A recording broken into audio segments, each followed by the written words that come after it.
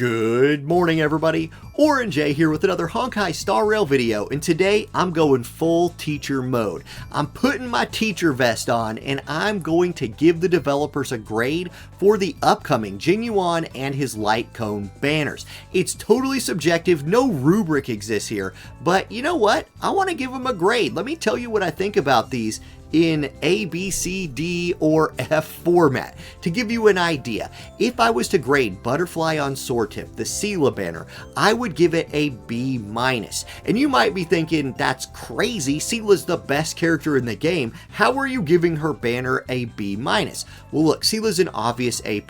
It's the first banner we got, she's top character in the game, she's carrying my account, but she's also absolutely carrying this banner.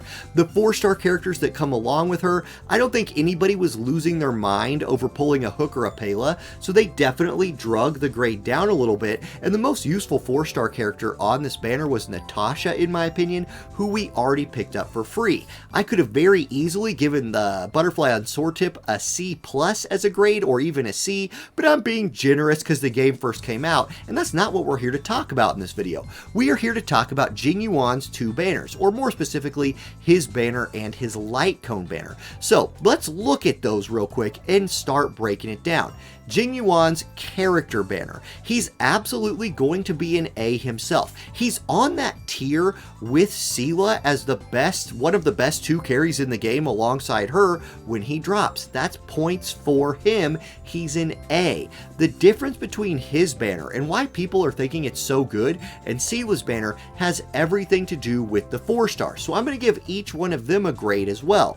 Let's start with Jing Yuan. This is the easiest one to talk about because she is one of, if not the best 4-star characters in the game. Especially if your account doesn't have Bronya, you really want her. So her being a 4-star character and giving you a very high percentage chance of grabbing her, she is an A. She's contributing her A grade to this banner. If this was a group project, Jing Yuan is not doing all the work himself. He brought Jing Yuan, she's supporting my characters in game, and she's a great team player on the group project that is Swirl of Heavenly Spear, the banner. Man, oh man, this is weird to do.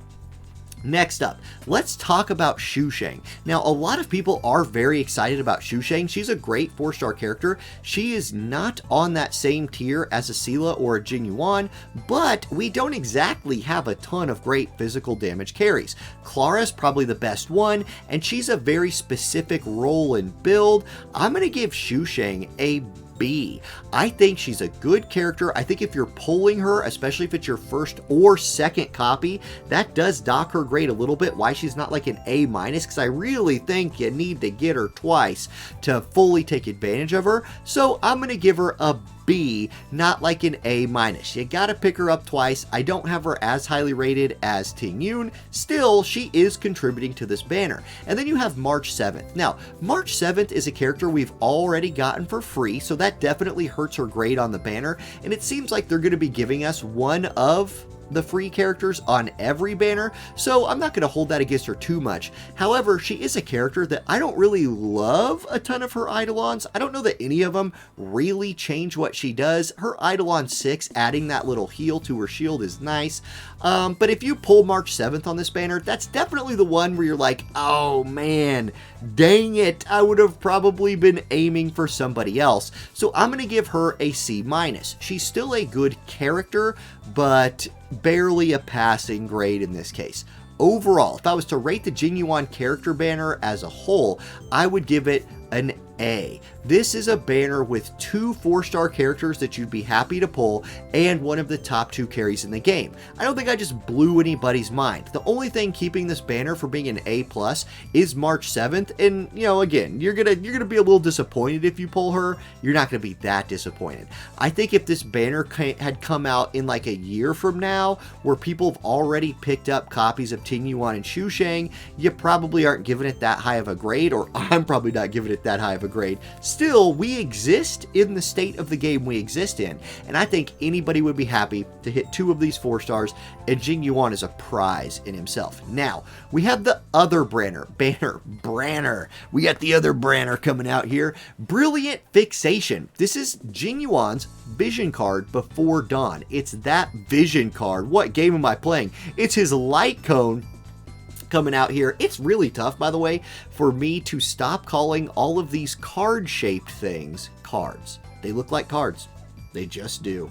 Anyway, brilliant fixation, the banner. Let's break that down. Now, the actual 5-star light cone on here is nuts. It's really good. It does so many things, especially for characters that like follow-up attacks. If we were to actually look at the stats on here, it increases crit damage by up to 60%. Now, and let's just, to be fair, let's just pretend you're only getting one copy of this thing, right? Because you have to be a big whale to go all the way to, max dupe this out. So let's just look at the first set of stats. You're getting 36% crit damage increase. That's really great for carries. Your skill and ultimate damage is going up by 18%. That is awesome. Percent damage increases to your skills are wonderful things. And then after the wearer uses a skill or ultimate, they gain Somnus Corpus. Upon triggering a follow-up attack, which characters like Jing are all about, Somnus Corpus will be consumed and the follow-up attack damage increased by 48%. Without any duplicates. That's nuts. And if you dupe this out all the way, it's at 80%. This makes his light god, his follow-up attack god that follows him around and is dropping huge god bombs at every fight. It makes that next level. I think if you're pulling for Jing Yuan, you want this light cone. It's also good on characters like Himiko. So I think you're going to feel good if you pull Jing Yuan's light cone, and you probably already have him anyway, so I'm going to give it a really solid A. Something like a 95% right here. You're going to be happy. You're going to walk away with your A and be like proud of yourself. You studied for your test before, Don. You get the A. Awesome. But now we have to deal with the rest of your team. You have 3 4-star light cones on your team that I'm not as down on as some people are, but I do think there are some problems with these light cones, and I'll point out where I think they could have done a little better here as well. We're going to start with the Harmony light cone, Planetary Rendezvous. Now, this is a light cone that I'm currently using in my mono fire group, and in that certain scenario, it's very, very good. You can see at Superimposition 5, this will give a 24% flat damage buff to your allies as long as they share the same element as the wearer. And therein lies the problem. One of the biggest bottlenecks in this game right now is resources for leveling up light cones, units, money. It takes credits to level up all this stuff, and it feels really, really bad if you have to be leveling 2 light cones for the same unit. This light cone is only good in mono element teams, or at least it's only good when your main carry shares the element of your Harmony character. I'm running a Hook Asta team as my secondary team. It's not nearly as good as my main team with Sela, and if I ever switch Asta into a group with maybe like Jing Yuan as the carry, I can no longer take advantage of this light cone, and I'm going to have to level up another one. That feels kind of bad. So the buff in the right situation is incredibly strong. A flat damage increase, like a % damage increase to your allies, is nuts. But to get more than one ally to take advantage of it, they have to share the element. It's just so situational. It's so situational. And Harmony has really good other 4-star light cones. Carve the Moon, Weave the Clouds. This is one you can go farm. It gives a group buff to your group that is not restricted by element. The buff is not as good as Planetary Rendezvous buff, but it applies to whomever. So this is one that a lot of people are going to be getting for free by farming it out. I think it's better just because it's not a situational. And then Dance Dance Dance. Like, if you have Dance Dance Dance, you're just using this anyway. Every time you ult, all allies getting their action advance forward by 16 to 24% is nuts. This card is really good. So it's outshined by Dance Dance Dance. Carve the Moon, Weave the Clouds is easier to build and use right now. Overall, I'm going to give Planetary Rendezvous a really, like a C-. It just doesn't feel like it fits in the game right now. However, as our rosters expand, as mono element or matching element support with element carry becomes more relevant, this card could really go up in value. Okay, so I'm not as down on that card as some people are. Next up, though, is Only Silence Remains. This is a hunt card. This card is not good. The main problem with this card is that it's bad. So if you look at it, at Superimposition 5, it increases the wearer's attack by 32%. I mean, that doesn't suck. 32% attack is fine, and if there are 2 or fewer enemies on the field, gives you 24% crit. 24% crit would be very, very nice to have. However, the situationalness of this I don't love. Many bosses in this game are summoning adds. They barely ever just summon 1 add, it's often 2, and then you're losing the crit bonus here and you're just stuck with 32% damage boost. That's not great. Also, the hunt has some really good 4-star light cones. Swordplay is top of the list of good 4-star light cones, and Shusheng's on this, and I really wish they would have included this card or this light cone for her since she's a featured 4-star. I would have pulled for this. I would have pulled for dupes of this. This is nuts. Each time the wearer hits the same target, damage dealt increases by 16%, stacking up to 5 times. That's 6 times 5 is that's an 80% damage increase.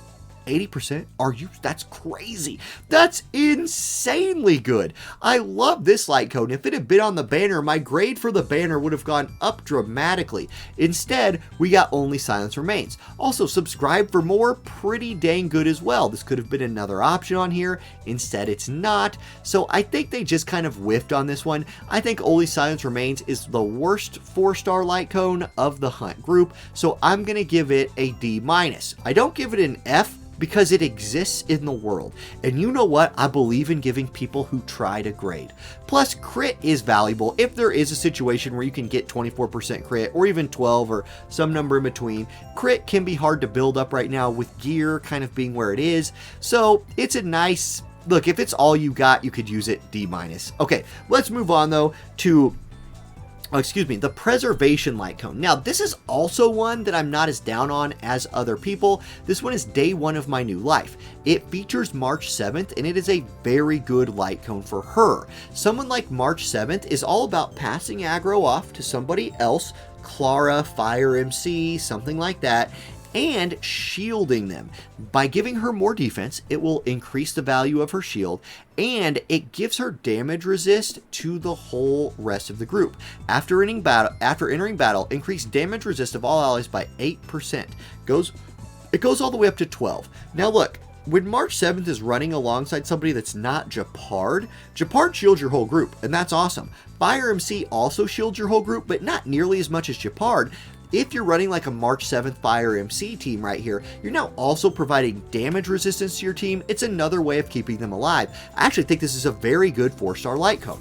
It's also good on the Fire MC. I don't like it on him or her as much as I like it on March 7th, but it's solid. It's really solid. Now, personally on Fire MC, I like Landau's Choice a little better because it draws in more aggro in case you can't be using your skill to pull in taunting. And I also like this one that applies the burn. I like those as well, but this one competes up there. I'm going to give day 1 of my new life a solid B.